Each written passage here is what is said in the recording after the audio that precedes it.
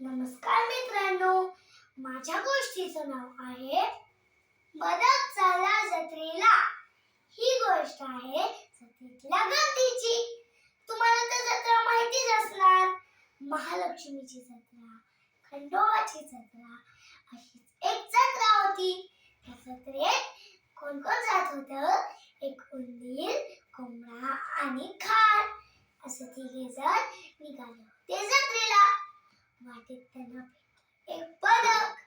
ते म्हणालं, मी पण तुमच्या सोबत जत्रेला येऊ का?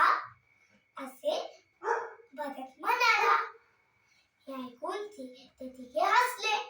उंदीर म्हणाला, अरे बदका, तुला तर नीट चालता पण नाही येत. मी बघ कसा थोडी थोडी चालतो.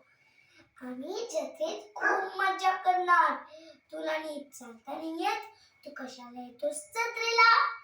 कोंबडा म्हणाला, अरे बदका, तुझे कपडे बघ केवढे साधे.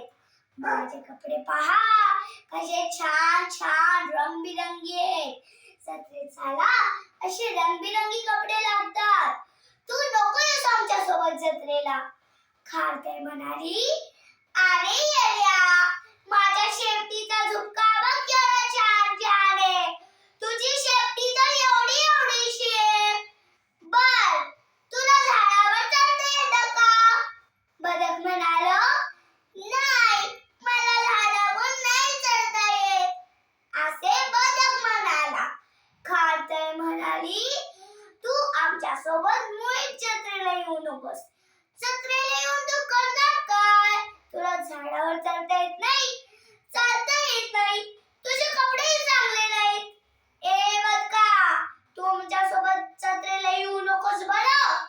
आम्ही काल तुला आमच्या सोबत नेणार नाही. बिचार बदक अगदीच हिरमुसलं झालं. ते जत्रेला निघाले. जाता जाता काय गंमत करायची ते ठरवायला लागले. उंदीर म्हणाला, मी तर गोड गोड मिठाई खाणार. खारतर म्हणाली, मी फुगे घेणार. कोंबडा म्हणाला, मी तर त्या मोठ्या चक्रावर बसणार.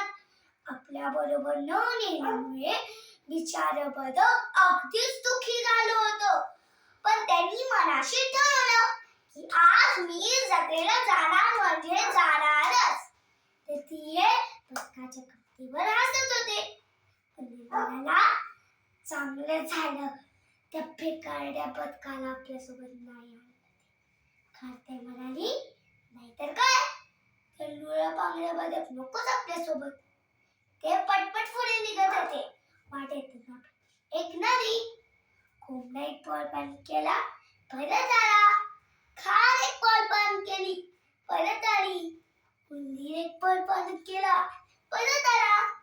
खारतर म्हणाली, आता काय करायचं? त्यांच्यापैकी कोणालाही पोहता येत नव्हतं. आता खारतर म्हणाली, जत्रा बित्रा काहीच नाही. ते तिघे बिछाण्यावरती रडत बसले. नंतर हळूहळू चालत चालत बदकाने पाहिलं की तिघे जण रडतात. त्याला कळेच ना काय झालं ते. एवढ्या उत्साहाने आनंदाने सपाझाप निघाले होते. ते असे रडायला का लागले बुवा? बदकाने विचारलं, अरे तुम्ही असे रडायला काय लागलात? ते तिघे म्हणाले, अजून काय करणार, आम्हाला नाही पोहता येत. आता आम्ही जत्रेला कसे जाणार, नदी पार कशी करणार? बदक म्हणाला, घाबरू नका, मी तुम्हाला नदी पार करून देतो. मला पोहता येतं. बदकाने पाण्यात उडी मारली आणि गोल फेरी मारून आला. हे पाहून ते तिघे जण खुश झाले. आता प्रत्येक जण बदकाला बोललं, बदका, तू मला नदी पार करून देशील का? मी तुला जत्रेतली गंमत पाहायला नाही, तुला खूप खूप पैसे देईन. बदक हसला आणि म्हणाला, घाबरू नका, मी तुम्ही तिघांनाही नदी पार करून देईन. पाहिलं का माझ्या बालमित्रांनो, त्या तिघांनीही बदकाला आपल्या सोबत न्यायला नकार दिला होता तरीही बदकाने त्यांची मदत करायची ठरवली. बदकाने केली एक युक्ती. त्याने एक लाकडाची फळी आणली, त्या फळीला बांधली दोरी आणि त्या फळीवर त्या तिघांना बसायला सांगितलं आणि दोरी चोचीत घालून परत लागलं पोहायला. ते तिघे पोहोचले नदीकाठी. ते तिघे आता खूप खुश होते. ते तिघे बदकाला बोलले, ए बदका, ती केवढं चांगलं आहेस रे. तू पण आमच्या सोबत जत्रेला चल.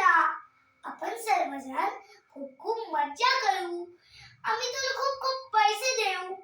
बदक हसला कानातल्या कानात, क्विक क्विक. नंतर ते सगळे जत्रेला गेले. खूप मज्जा केली आणि त्या दिवसापासून बदकाची ते तिघांची अगदीच गट्टी जमली. तात्पर्य, कुणालाही कमी समजायचं नाही. धन्यवाद.